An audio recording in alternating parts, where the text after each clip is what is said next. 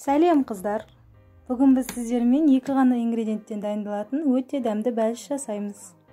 Бізге бар болғаны керегі 3-4 алма және қатпарлы қамыр қажет.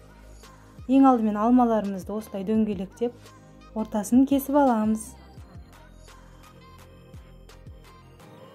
Біздің алмаларымыз дайын, енді біз қатпарлы қамырымызды жайып аламыз. Қатты қалың қылудың қажеті жоқ, самсаныкі тәрізді етіп жайсаңыздар болады. Енді дайын болған қамырымызды осылай ұзынша етіп кесіп аламыз. Алмамызда ораймыз. Барлығын осылай орап шығамыз. Міндетті түрде жасап көріңіздер, өте оңай жасалынады. Өте дәмді, ұнайтынына кепілдік беремін.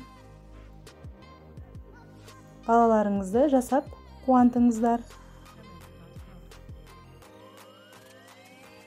Барлық алмаларымызды осылай орап аламыз.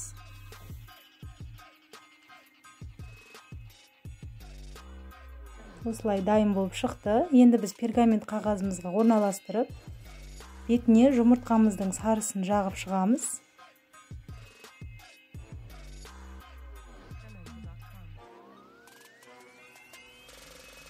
Барлығына жағып шығамыз. Бетін әсемдеу үшін мак пен құмшекерді араластырып сепсеңіздер болады.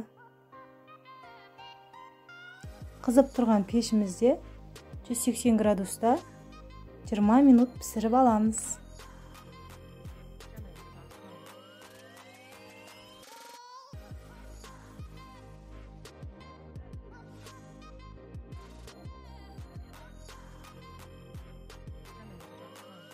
Енді біз дайын болған қамырымызды пешімізге жібереміз. Біздің өте дәмді, тәп-тәтті бәліштеріміз пісіп шықты. Өте әдемі болып көрінеді. Өте жылдам дайындалады. Өте жұмсақ болып шығады. Міндетті түрде жасап көріңіздер. Өте дәмді болып шығады. Менің каналыма лайк басып, тіркеліп, қоңыраушаны басып кетуді ұмытпаңыздар.